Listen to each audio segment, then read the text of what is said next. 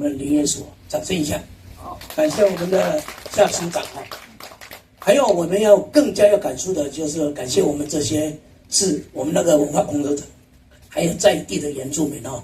其中有一块土地就是688地号，外面疯传哈，竹东有个县议员在后面猛打我哈，我也顺便澄清一下，昌德不是反对那个建什么东西，社会住宅，他本来要建社会住宅，我们整个团队经过文史工作者在县议会强力的，还有我们的说最好不要这样做，那个是盖大楼。你们可以想想中一片那么好的一个地方，盖了一个大楼在那边，非常突兀哈。所以说昌德后来也建议社会住宅就移到我们赖里长后面那个停车场。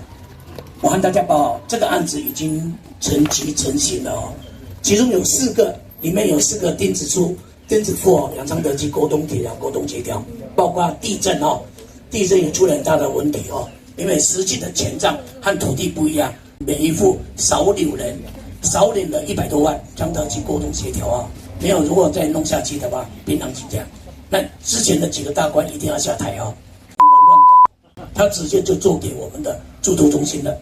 我讲这一段话的原因，我要和大家承诺和报告。我们688地号也不能给他。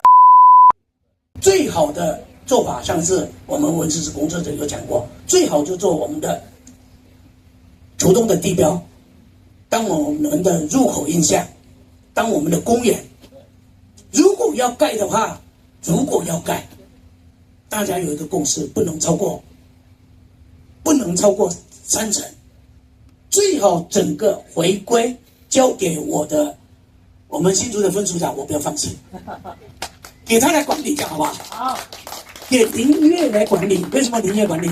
因为这个结合在一起的，本来就是他的。我认为这样会比较好，比较能够有一个连带性。不过刚才讲的整个的记忆才能够连成起来。当然，今天的记者会不外乎是对外嘛哈，祝福我们的圆满成功。谢谢大家，北南快乐，谢谢。